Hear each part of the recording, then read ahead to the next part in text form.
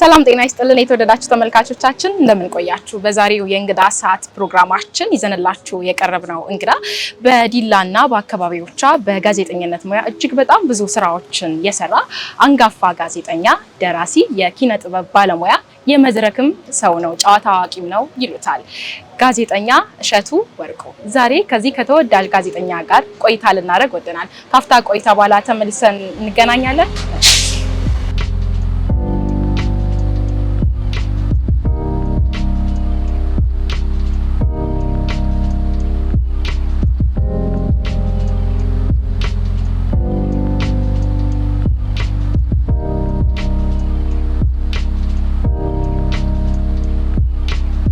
ጋዜጠኛ እሸቱ ወርቁ ጥሪያችንን አክብረ እዚህ ስለተገኘህልን እጅግ በጣም እናመሰግናለን። እኔም ስለጋበዛችን ከልብ አመሰግናለሁ። መቼም ጠያቂው ሲጠየቅ ነው የሚሆንብን። የዛሬው ለየት ያለ ጨዋታችን እንግዲህ ያው ጨዋታ ከሚያውቅ ሰው ጋር እየተራረምን ጥሩ ጨዋታ እናደርጋለን ብዬ አስባለሁ። እንዲሁ ለጨዋታ እንዲመቸን መቼም ጋዜጠኛ የመድረክም ሰው አንቱ ብለን አንጠራም፣ ግን እኔ እንዲቀለኝ እሺ እያልኩኝ ጨዋታውን እንድቀጥል ፍቃድ እየጠየቅኩ ነው። ችግር የለውም። ያው እንዳልሽው ነው የመድረክ ሰው ጋዜጠኛ ባልሆንም እኔ አንቱ እንድባል አልፈልግም። ያረጀው ይመስለኛል። አይ ገና ነሽ። 92 ሞልቶኛል፣ ግን አላረጀውም። ይሁን አይ ገና ነሽ። እሺ እንቀጥላለን። እሺ እንግዲህ በጣም ብዙ ይባላል ስላንተ፣ ብዙ እንሰማለን፣ ብዙ ይወራል። የዚህ ሁሉ እንግዲህ ሙያ ባለቤት መሆኛ መነሻ ደግሞ አለንና ከእናት ከአባት ካደግንበት አካባቢ ይዘን የምንነሳቸው ብዙ ነገሮች አሉና እስቲ ደግሞ ወደ ኋላ መለስ ብለህ እንደዚህ አይነት እንግዲህ ጥበብን እንድትይዝ ካደረገብህ አካባቢ ተነስተ እሺ የት ተወልዶ የታደገ ይሄንንስ ሙያ እንዴት አዳበረ ከሚለው እንነሳ። በድጋሚ በጣም አመሰግናለሁ። በተመልካቾች ስም በጌዲዮ ቲቪ ተመልካቾች ስም አመሰግናለሁ ይህን እድል ስለሰጣችሁ። የተወለድኩት በጉራጌ ዞን በአሁኑ አጠራር በምስራቅ ጉራጌ ዞን ሶዶ ወረዳ 1968 ዓመተ ምህረት ነው። አንዲት ትንሽዬ አሽጌድ የምትባል የገጠር ገበሬ ማህበር ውስጥ ነው የተወለድኩትና ከዛ በኋላ በአጋጣሚ በደረሰብኝ የእጄ ጉዳት ምክንያት ወደ አዲስ አበባ መጣሁ። ከዛ በኋላ በሕክምናዬን ከጨረስኩኝ በኋላ ጥቁር አንበሳ በ1976 ዓመተ ምህረት ሚያዝያ ወር ላይ ዲላ መጣሁ። እንግዲህ የዚህ ሁሉ ነገሮች ጅማሬ የሚሆነው ዲላ ላይ ነው ማለት ነው። የአንደኛ ደረጃ ትምህርቴን አፄ ዳዊት ትምህርት ቤት ነው አንደኛ ደረጃ የተማርኩት። የሁለተኛ ደረጃ የ7ና 8ም እዛው አፄ ዳዊት ተብሎ በአሁኑ ዳማ ትምህርት ቤት ማለት ነው እዛ ነው የተማርኩት። ከዛ ከ9ኛ እስከ 12ኛ ደግሞ በዲላ መለስተኛ ሁለተኛ ደረጃ ትምህርት ቤት ነው ዲላ አጠቃላይ ሁለተኛ ደረጃ ትምህርት ቤት ማለት ነው። እና አጋጣሚ ሆኖ ውጤት አልመጣልኝም ማለት ልክ ማትሪክ ልፈተና አካባቢ ትምህርት ላይ ጥሩ ነበርኩ፣ የደረጃ ተማሪ ነበርኩኝና ግን ማትሪክ ልፈተና አካባቢ አንድ ወር ሲቀረን የጭንቅላት ወባ ታመምኩኝና ዲላ ሆስፒታል ለ15 ቀን ያህል እዛ ተኛው። ከዛ በኋላ ከዛ ወጥቶ ፈተና መፈተኑ በጣም ከባድ ነበር። ቢሆንም ግን ዩኒቨርሲቲ አያስገባም እንጂ ጥሩ ውጤት ነው ያመጣሁት። እንደዛም ሆኖ ግን ለኔ አስደሳች ስላልነበረ በዛ ውጤት ሌሎች ነገሮችን እየሞከርኩኝ ቀጥሎ ያለው በግል ተፈትኜ ዩኒቨርሲቲ ገባለሁ የሚል አመለካከት ነበረኝ። አሁን ለኔ የጋዜጠኝነት ህይወቴና የቲያትር እንትኔ የሚጀምረው ዲላ አጠቃላይ ሁለተኛ ደረጃ ትምህርት ቤት ነው፣ ከሚኒ ሚዲያ ጀምሮ ማለት ነው። እና ያው የሁሉም ነገሮች ምንጭ የሚሆኑት ከቤተሰብ ያዩዋቸው ነገሮች የሉም። ግን በዲላ አጠቃላይ ሁለተኛ ደረጃ ትምህርት ቤት ውስጥ በ9ኛ ክፍል ጀምሮ ከገባሁበት ጊዜ ጀምሮ ያሉት ነገሮች ወደ ኪነ ጥበቡ፣ ወደ ጋዜጠኝነቱ፣ ወደ ድርሰቱ እንዳዘነብል አድርጎኛል። ጁኒየርም ላይ የነበረው ቆይታ ጥሩ ነበረ። በተለይ የስነ ግጥምና የስነ ጽሁፍ ፍላጎት እንዲያድርብኝ ያደረገው የአማርኛ መምህሬ ዛሬ በህይወት የሉም፣ ደለለኝ ጌታውን የሚባሉ መምህር ነበርና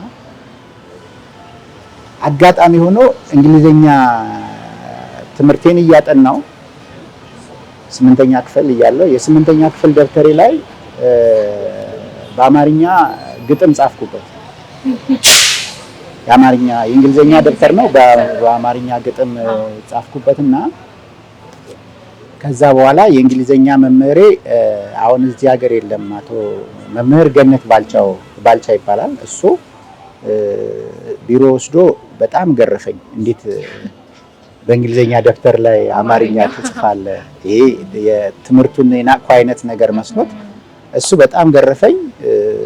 የአማርኛ መምህሬ ደግሞ ስምጠሪም ነው፣ እንደገና ደግሞ ያለኝን እንትን ያውቀዋል። ከዛ በኋላ አንድ እሽግ ደስታ ሉክ በማግስቱ ይዞልኝ መጣ። በቃ ግጥም መጻፍ ስትፈልግ በዚህ ጻፍ፣ ከዚህ በኋላ ሌላ ደብተር ላይ እንትን እንዳትሞክር አለኝ። ከዛን ጊዜ ጀምሮ ያ ወደ 500 ምናምን ሉክ ነው እንግዲህ እሽጉ። ያ እስከሚያልቅ ድረስ በቃ ሌላ ነገር ቀረና ግጥም መጻፍ ተጀመረ። እያለ የኢትዮጵያ ሬዲዮን በጣም አዳመጥ ስለነበር ሬዲዮ አድማጭ ነበርኩኝ። ሬዲዮ አዳምጣለሁ። በዛን ሰዓት ደግሞ ህብረት ትርኢት የሚባል የቴሌቪዥን ፕሮግራም አለ፣ በሳምንት አንድ ቀን የምታየው የወጣቶች ፕሮግራም አለ፣ ቅዳሜ ሬዲዮ።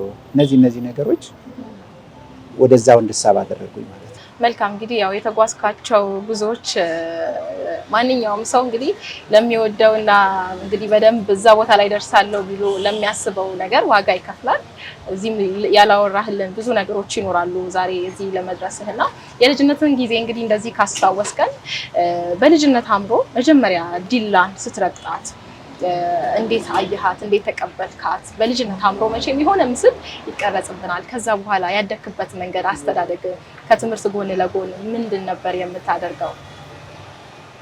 ዲላ ያኔ ስመጣ ግማሽ ፓርቱ እኮ ጫካ ነበር። የሚገርምሽ አሁን እኔ ሰዎች ዲላ አላደገችም፣ ዲላ እንደዚህ ያልሆነችም የሚባለው ነገር በጣም ይገርመኛል። እና እኛ አሁን ይሄ ደንቦስኮ ምናምን የሚባለው አሁን ከዚህ በላይ ከመብራት ኃይል ድሮ የነበረበት ቦታ ላይ ወይም ደግሞ አሁን ሰንሻይን ሆቴል ያለበት አካባቢ በአጠቃላይ ከየት ይጀምራል መሰለሽ? የዲላ የከተማው ገጽታ ያለው አሁን ሰላም ሆስፒታል የተገነባበት ቦታ፣ ሰላም የመጀመሪያ ደረጃ ሆስፒታል የተገነባበት ቦታ አስካለ ማስረሻ ሆቴል የሚባል ነበር። አስካለ ማስረሻ ወይም አማሆ ይባላል። እና ከሱ በታች ያለው አካባቢ ሙሉ ለሙሉ ጫካ ነው። ማንም ወደዚህ አካባቢ ደፍሮ የሚመጣ የለም። ቀንም ቢሆን በጣም ከባድ ነው። ትላልቅ ዛፎች ያሉበት በጣም አስፈሪ፣ በማታ የምትጓዥበት አካባቢ አልነበረ። እና የከተማው ገጽታ ያለው ወደ ላይ ነው፣ ከአስካለ ማስረሻ ወደ ላይ። አሁን ድሮ ግንብ ገበያ ተብሎ ይጠራ የነበረው አካባቢ፣ ከዛ አካባቢ በታች ያሉት እንትኖች ጫካ ስለነበር አሁን ላይ ያለው የዲላ ከተማ እድገት በጣም ከፍተኛ ነው። ያኔ ስንመጣ ያየናቸው ነገሮች ዛሬ ላይ ጫካ የነበረው ቦታ የመኖሪያ አካባቢ ሆኖ ህንፃዎች ተገንብተው ምናምን ስታይ ዲላ ከተማ ለኔ አሁን ትልቅ ደረጃ ላይ ነው ያለችው። ያኔ የነበረችበት ሁኔታና ስታነጻጽር በጣም ልዩነት አለው። እንግዲህ ሌላ ማህበረሰቡ ቀና ማህበረሰብ ነው ያለው። የገጠሩም ይሁን የከተማው ማህበረሰብ ቀና ማህበረሰብ ነው ያለው። ዲላ ከተማ ውሎን ወደ ቤቱ የሚሄደው ሁሉም በፍቅር ነው የሚኖረው፣ በሰላም ነው የሚኖረው እና ሶሻል ላይፉ ወይም ደግሞ የማህበራዊ ግንኙነቱ በጣም የጠበቀ ስለነበረ ፍሪ ሆነን ነው የኖርነው ያደግነው። የልጅነት ጊዜ እንግዲህ በዛ ውስጥ እንግዲህ ኳስ እጫወታለሁ፣ እግር ኳስ በጣም ወዳለሁ። ያኔ ካልሲ ኳስ ወይም ደግሞ ኳስ ደግሞ በመስፋት ጎበዝ ነበርኩ። የሚገርም ኤላስቲክ ኳስ እንሰፋለን። ሰፍተን ከሌላ ሰፈር ልጆች ጋር ግጥሚያ እናደርጋለን። እንደዛም ሆኖ የቤተሰብ ቁጥጥር አለ። ግን ከቤተሰብ አምልጬ በወጣሁበት ሰዓት ማንም አይመልሰኝም። ወይ ማታ ለመገረፍ ራሴን አዘጋጅቼ ነው የምገባው። እንደዛም ሆኖ ደግሞ ትምህርት ላይ ቤተሰብም ሲሪየስ ስለነበረ የማጥናቱ ነገር አለ። የኔ ግን ከማጥናት ይልቅ ደስ ይለኝ የነበረው ነገር ምንድነው አስተማሪ ክፍል ውስጥ ሲያስረዳ በደንብ አስተማሪ መከታተል፣ የተሰጠኝን የቤት ስራ ቤት መጥቼ ሳይሆን እዛው ክፍል ውስጥ ሰርቶ ማጠናቀቅ። ኢቨንት ከተደወለ በኋላ ራሱ ከሰዓት ክላሱ ፍሪ ከሆነ ወይ ፍሪ የሆነ ክላስ ፈልጌ ገብቼ የቤት ስራዬን እሰራለሁ እንጂ ቤት መጥቼ አልሰራም። ለምን ቤት ከመጣው መዘናጋት ይኖራል፣ ቤተሰብ ይልክሻል፣ እዚህ አይነት ነገር። እንደዛም ሆኖ ለቤተሰብ የተለያዩ ትዕዛዞችንም የቤተሰብንም ትዕዛዝ ተቀበለሽ ትሰሪ ስለነበር የልጅነት ጊዜ ለኔ በጣም ፍሪ ሆኜ ነው። እንዴ ምን አይነት ልጅ ነበር? ይሄ በጣም ፈጣን ተንኮለኛ በጣም ተንኮል ግን በጣም የቅርብ የጎረቤት የሆነች ዘመድን ቤተሰብም የሆነች ጠላ የምትሸጥ ሴት ያለች እና አንድ ቀን እንግዲህ የሆነ ነገር ያምርሻል አይደል ጠላ መጠጣት ከዛ ያን ማድረግ ስፈልግ በቃ የሆነ ኬሻ ኮፍያ አድርጌ ከዘራይዤ ላይ ጋቢ ጣል አድርጌ የሆነ በቃ ጠምቶት ከገጠር የመጣ መንገደኛ መስዬ ገባውና አንድ ጣሳ ጠላ ጠጣ። እንደማንም አላወቀች። ለካ ቀኑን ሙሉ ሴትዮዋ ጠላ ሳሸጥ ነው ያለች። አይ ገጃልካት እስማም ንዴቷ። ከዛ በኋላ ጠላውን ከጠጣው በኋላ ደግሞ መውጫ መንገድ አንዳንዴ መግቢያሽን ታስቢውና መውጫውን ጭምር ነው መታሰብ ያለበት። እኔ መግቢያውን ነው የማስበው፣ መውጫውን አላሰብኩም። እንግዲህ ጠላ ስጠጪ በጣም እንግዲህ የእናቶቻችን ሮሮነት የምታየው የሰው ከሩቅ ነው የመጣው ብላ ነው መሰለኝ እንጀራ ላይ ሚጥሚጣ አድርጋ ምናምን አመጣች። ግጥም አድርጌ እንጀራዬንም በሚጥሚጣ በልቼ ጠላዬንም ጠጥቼ ከዛ የወጣሁት ልጅቷ በር ላይ ያለችው ልጅ ፈሪ ነገር ናት። እኔ ደግሞ ሴትዮዋ እንዳታውቅ በሙጫ ሳይክል ጎማ መጠገኛ ሙጫ አላረጋ እሱን እንዳለ ይሄ ለጥልቄ ሲስተር ጸጉሯን ስታበጠር እንትን ላይ ትሰካለች እንደዚህ የኩሽና እሱን እንደዚህ ይማርጋዋል አድርጌው ጥቁር ነው በዛ ላይ በቃ ጉንዳን የሰፈረበት ነው በቃ እና ሳንቀሳቀስ ልጅቷ ለካ እየፈራች ልክ በቃ ጠብቂ ሂሳብ ተቀበይ የተባለችው አለ ይሮጣ ወደ ጓሮ ስትወጭ እኔ ደግሞ በኋላ ልብሴን ቀይሬ አውላልቄ ምናምን ቤት ቡና ተፈልቶ ሴትዮዋ መጣች። ጠላ የጠጣሁበት ቤት ሴትዮዋ በቃ የሆነ ፈሮ የሆነ ሰውዬ ገብቶ ዛሬ ያው አንድ ጣሳ ጠላ ሳይከፍለኝ ጠጥቶ ጠፋ። ጠላውም እስካሁን አልተሸጠም። ሌላም የገባ ያለ ሰው የለም። እኔ እንዴት ልበልሽ በቃ ከሳቅኩ ትነቃብኛለች። ዝም ካልኩ ደግሞ ደስ ያለኝ ነገር ሊመስላት ይችላል። በኋላ ቡናውም ያፈላሁት እኮ እኔ ነኝ። ኧረ እሺ ቡና አፈላለሁ ቤት ባለሙያም ነህ? አዎ እሺ ጎበዝ ነኝ። አሁን ግን አፍላ እንዳትዪ። ከዛ ሁለተኛውን ጠጥታ ሶስተኛ ላይ ቅድም እኮ እኔ ነኝ የጠላውን ጠጥቼ የወጣሁት ነው ወይ ሁለተኛ አልታፈላሁት ቡና አልቀርስም ማለት እኛ ቤት መጣ ቡና ተጣጣላ ለመጠጣት እና እንደዚህ አይነት ተንኮሎችን ነበር የምሰራው። ያዝናኑኛል በጣም ብዙ ነገሮችን እንደዚህ ያዝናናኝ ነበር። ያው ውስጥክም ስለነበረ እንግዲህ ወደ ጥበቡ የምትሄድበት መንገድም ይሆናል። እዛ ሰፈር ውስጥ አሁንም ራሱ እኛ ሰፈር ሄደሽ ሰዎችን ብትጠይቃቸው እዛ አካባቢ ያለው በጣም የሚነግሩሽ ነገር በተንኮል ነው ያደገው ነው የሚሉሽ። ግን አሁንም አንስተው የሚስቁ ሰዎች ጥሩ መዝናኛ ነው። ያው መቼም ካለፈ በኋላ አንስተን በሰዓቱ እንግዲህ ሴትዮዋ የተሰማት ስሜት ባይዜ ከፍያለሁ የጠላውን ይሳል አይደል? የዛኑ ጊዜ ነው ወይስ ከቆየው? አሁን ስራ ያስኩ ስለዚህ ባለዳ አይደለሁም። መልካም ቆንጆ ቆይታ እያደረግን ነው። እሺ እንግዲህ ገና ከመግቢያችን ፈገግ እያደረግከን ነው። እውነትም ጨዋታ አዋቂ እንደሆንክ ይታወቃልና እስቲ ደግሞ ወደ ጋዜጠኝነት ሙያ እንዴት እንደገባ ስለሱ ማጫወተን። ያው እንደነገርኩሽ ሃይ ስኩል ስንገባ 1985 ላይ 85 ነው ሃይ ስኩል የገባ ነውና ትምህርት ቤት ውስጥ ምን መዝናኛ ነገር አልነበረ። ተማሪው ከግቢ ይወጣ በቃ ቆሎ ለመፈለግ ፍራፍሬ ለመብላት ከግቢ ይወጣል። ከዛ በኋላ ግማሹ ተማሪ በዛው ወደ ቤት የመፈረፉን ነገር አለና አንድ አራት ልጆች ሆነንና ይሄን ተማሪ የሚቆይበትን መንገድ ምን ተዋወቃለን። ግጥም መንጽፍ ልጆች በኋላ ተሰበሰብንና ለምን ግጥም ለተማሪ በረፍት አናነበው ለጧቱም ለከሰዓቱም ተማሪ ግጥም እናነባለን። በኋላ ላይ የዞኑ ትምህርት መምሪያ ኃላፊ የነበሩት አቶ ኤልያስ ገናል ይባላሉና ትምህርት ቤቱን ሊጎበኙ ሲመጡ ተማሪ ጅብ ብሎ ያያሉ። በረፍት ሰዓት ምንድነው እዛ ጋር የሚደረገው ነገር? አይ ተማሪዎች ግጥም እያነበቡ ነው። አቶ ተረፋ አሰፋ ናቸው የትምህርት ቤቱ ዳይሬክተር። በኋላ እነሱም መጥተው ግጥሞቹን ስናነብ ሰሙ። በኋላ ለምን ሚዲያ አትከፍቱላቸው ብለው ጋሽ ኤልያስ ሀሳብ አቀረቡ። በኋላ ላይ ማቴሪያል የለም፣ ሆርን፣ አምፕሊፋየር፣ ቴፕ ምናምን ያስፈልግ ነበርና የለም ተባለ። በኋላ አረ ቢሮ እኮ አለ ተባለና ከእናንተ ውስጥ አንድ ሰው መጥቶ ይረከብ። ወዲያ ሄድኩልሽና አምፕሊፋየር፣ ማይክ፣ ሆርን ተረክቤ ይዤ መጣሁ። ሃይስኩል ገባ። በኋላ እንዴት እንደሚገጠም አናውቅም። ያንን የሚገጣጠምልን ሰው የሚያገዘን ሰው ሲፈለግ ሃይስኩል ላይ የኤሌክትሪሲቲ መምህር ነበሩ። አቶ መምህር አውራሪስ የሚባሉ ሰው ነበሩና እሳቸው መጥተው ገጣጠሙልን።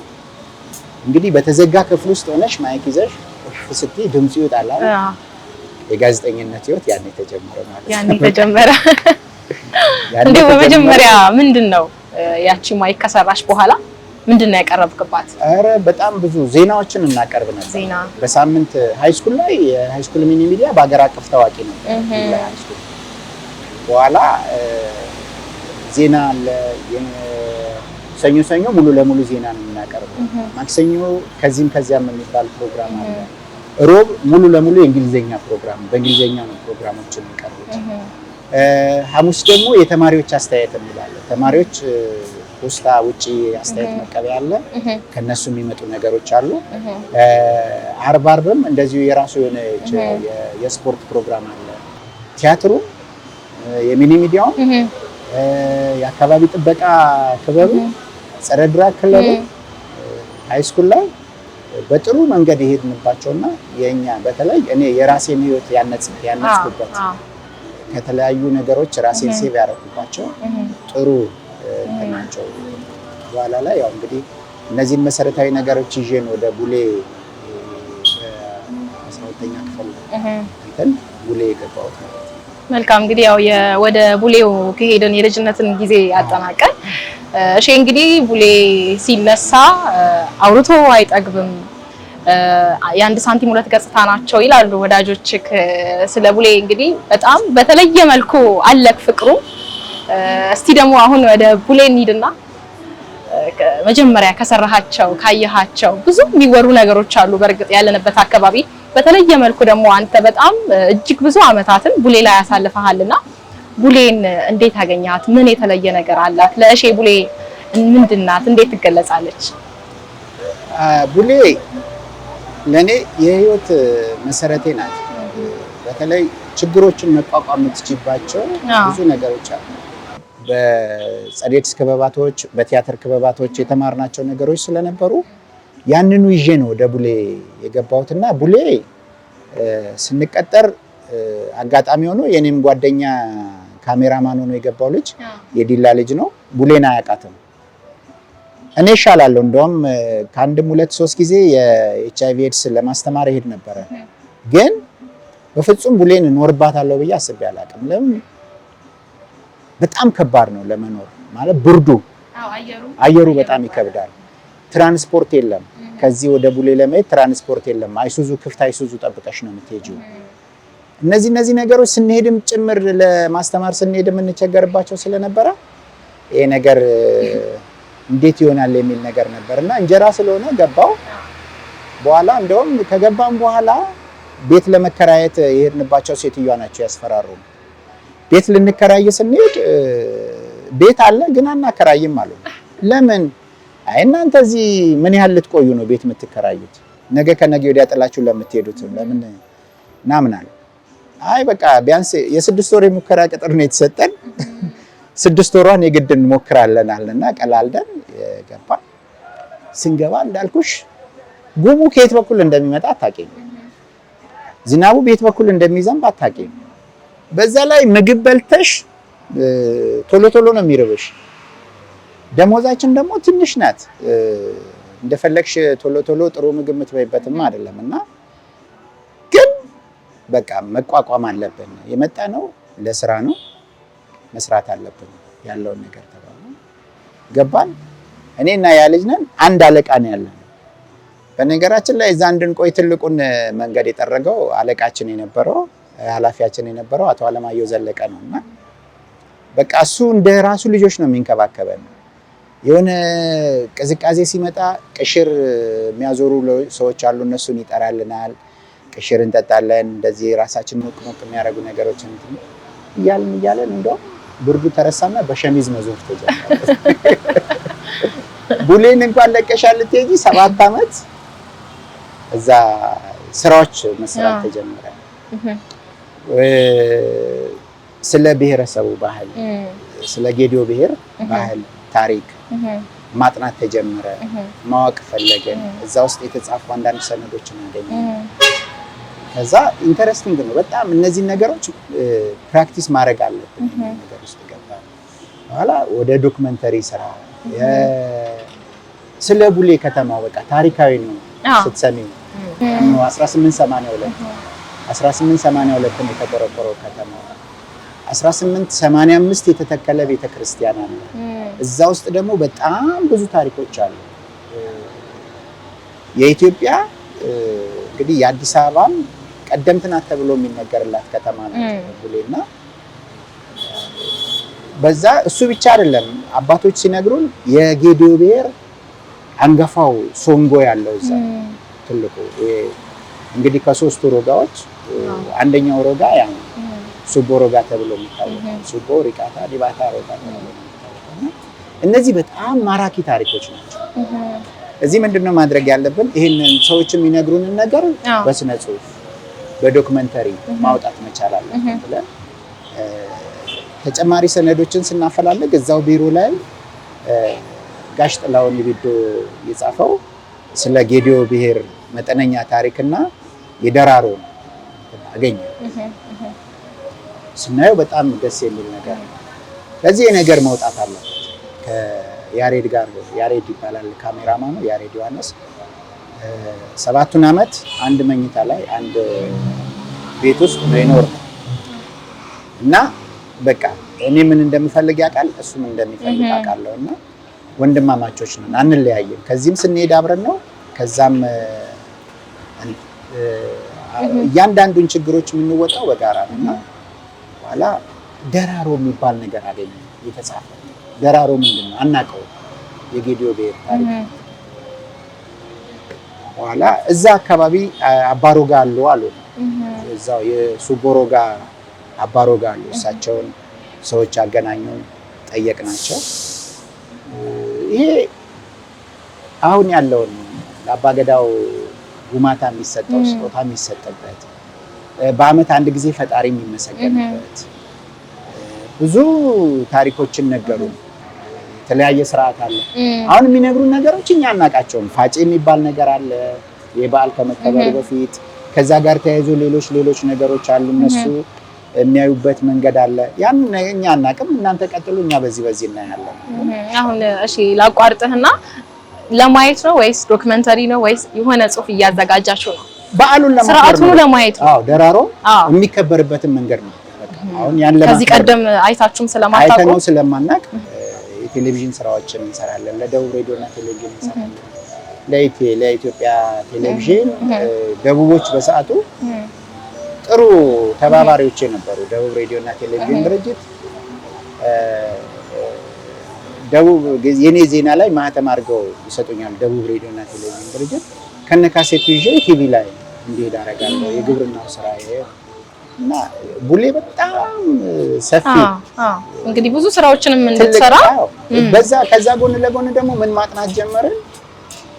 የባህል ሽማግሌዎችን እየሰበሰበ ጌዲዮ ሪች ነው በተለያየ ለምሳሌ ማርና ጌዲዮ ለብቻው ራሱን የቻለ ታሪክ የጌዲዮ ብሔር የግጭት አፈታት የመጀመሪያው መጽሔት ላይ ያወጣ ነው እሱ ነው።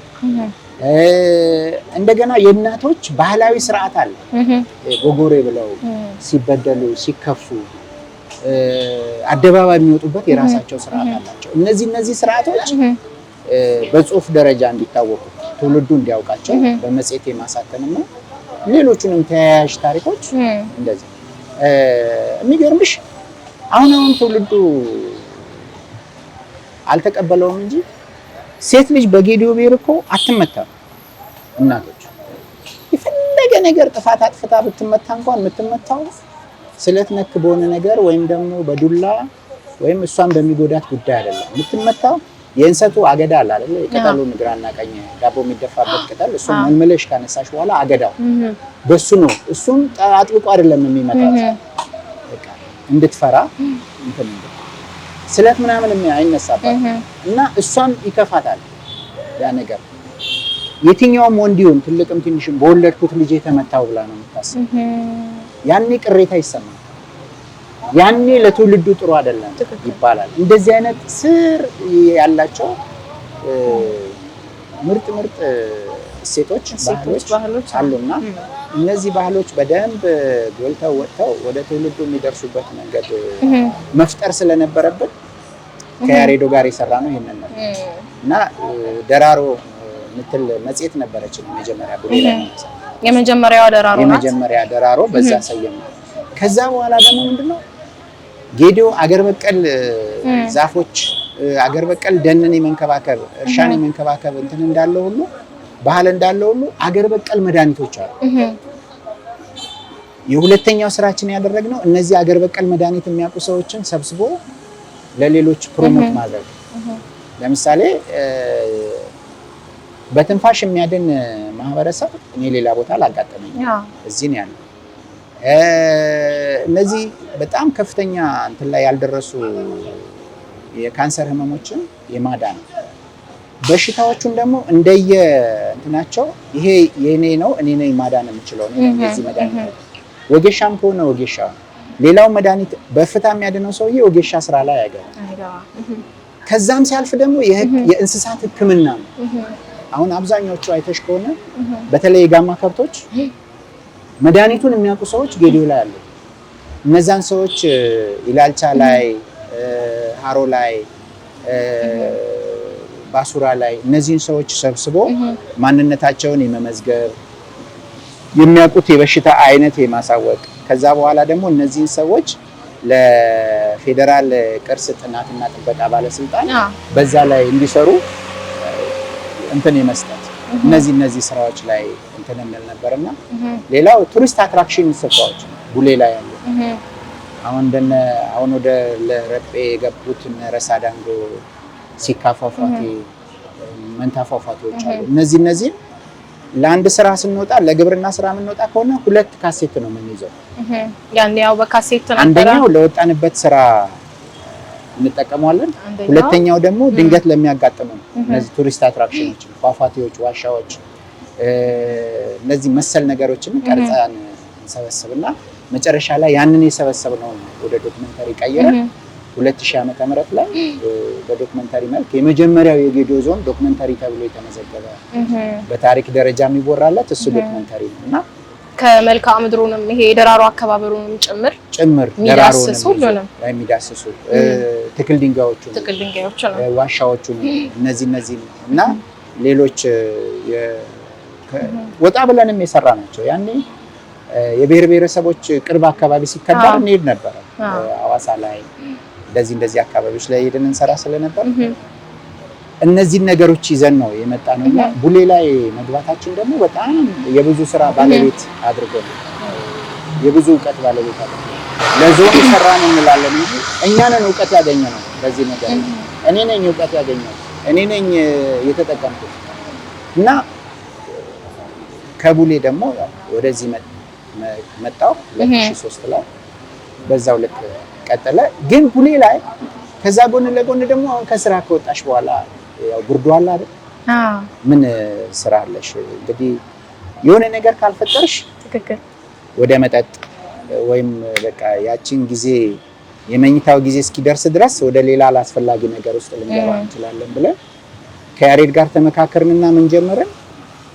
3 ወር መሰረታዊ ጋዜጠኝነት ኮርስ እዛ አካባቢ ላሉ ወጣቶች፣ 3 ወር የቲያትር ኮርስ እንዲህ እየከፋፈልን ቀሪዋን ጊዜ ከስራ ከወጣን በኋላ ያለችውን ሰዓት ደግሞ በዚህ ልክ መጠቀም ጀመርንና ብዙ የቲያትር ፍላጎት ያላቸው ልጆች ብዙ ጋዜጠኞች ያችን እንደ ቀልድ የጀመርናት ነገር በኋላ ላይ እስከ ቪኦኤ ድረስ የደረሱ ልጆች አሉ።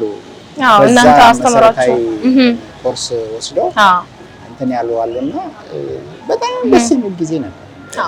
እዛው እንግዲህ ቡሌ ላይ እያለን ከቅርብ ወዳጅ ተሞ እኔ በጣም ያስገርመኛል የእሸቱ ይሄንን የጌዲዮ ምድር የመረዳት ችሎታ እንዴት ነው ከውስጥ የመነጨ የመረዳት የፍቅሩ ሁኔታ እንዴት ነው የመጣው? በጣም አጥብቀሽ ጠይቂልኝ ነው ያለኝና እንዴት ነው የተረዳኸው ይሄንን አካባቢው እሱ ሲገልጸው እሱ ሲናገር እንደው አንደበተ ርቱዕ ነው ጌዲዮ እንግዲህ በሱ አንደበት እንዴት እንደዚህ ሊገለጽ ቻለ እንዴት ተረዳው ብሎናል።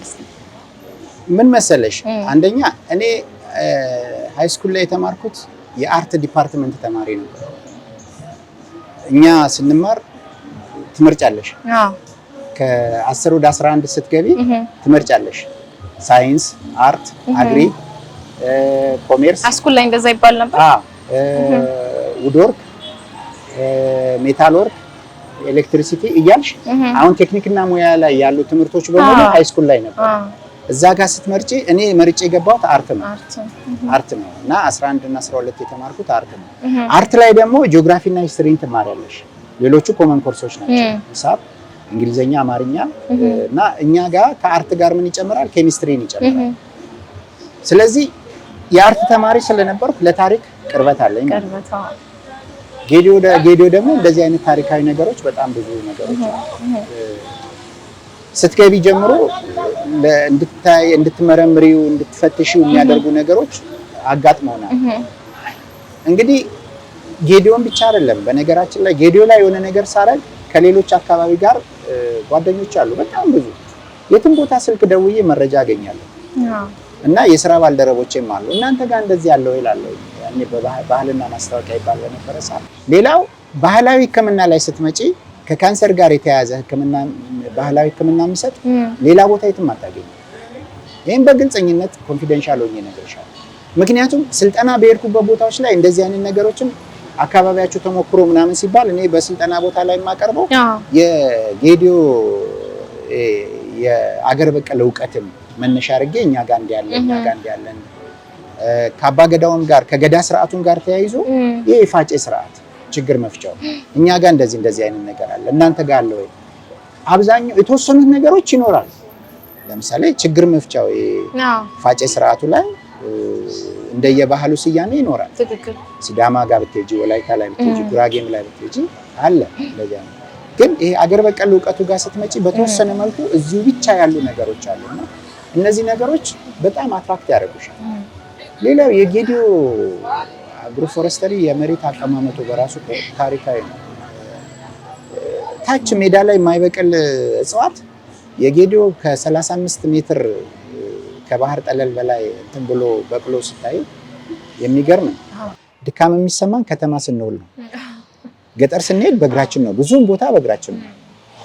እኔ አሁን በቀን 92 ኪሎ ሜትር ተጉዘናል። እኔና ያሬድ ካሜራ በእግር ካሜራ ቪኤችኤስ ካሜራ ነው፣ ትልቁ ካሜራ ነው። እሱን ተሸክመን 92 ኪሎ ሜትር መጓዝ በጣም ከባድ ነው። ስለዚህ ሂዱ፣ መኪና በደረሳችሁበት ቦታ ያነሳችኋል። ወረዳው አንድ መኪና ነው ያለው። ስለዚህ ያቺ መኪና ወላዶች ሲኖሩ ወደ ዲላ ሆስፒታል ወላድ ይዞ ይመጣል። የወረዳው ስራ ይሰራበታል። እና ሂዱ፣ በእግራችሁ ሂዱና እየገፋችሁ ሂዱ፣ እንደርስባችኋለን። መኪና በደረሳችሁበት ያነሳችኋል ተባለ። እኛ ደረስን። 46 ኪሎ ሜትር ነው። መኪናውም አልመጣም። ስንመለስም መኪናው ይመጣል ብለን ስንጓዝ ጨረስናት 46 ኪሎ ሜትር። ደርሶ መልስ 92 ኪሎ ሜትር። በጣም ከባድ ነው። ምንም አልተሰማንም። በሰዓቱ ደስ ይልሻል። አየሩ በጣም አሪፍ ነው። ይልቅስ እኛ የምንቸገረውና በቃ ከዚህ ዲላ መጥተን ከዲላ ወደ ቡሌ መመለስና ከቡሌ ዲላ መምጣት ነበር ለኛ ትልቁ ችግር የሚሆንብን ተሽከርካሪ ስለሌለ ማለት ነው። እና ግን እንደዛም ሆኖ እኔ አንድ ቀን መሮኛ ያቀም ቡሌ ላይ ያው እዚህ ቶታል ትይዣለሽ፣ ጋቢና ትራንስፖርቱ 5 ብር ነው። ከላይ ስትጫኝ 5 ብር ነው ከፍለሽ የምትጫኝ ወደ ቡሌ ስቴጅ ነው ባይሱዙ። ግን ጋቢና እንዲያዘልሽ ደግሞ 5 ብር ለደላላ ትከፍያለሽ። ስለዚህ በ10 ብር እንመላለስ ነበር እና ጥሩ ጊዜ ነው።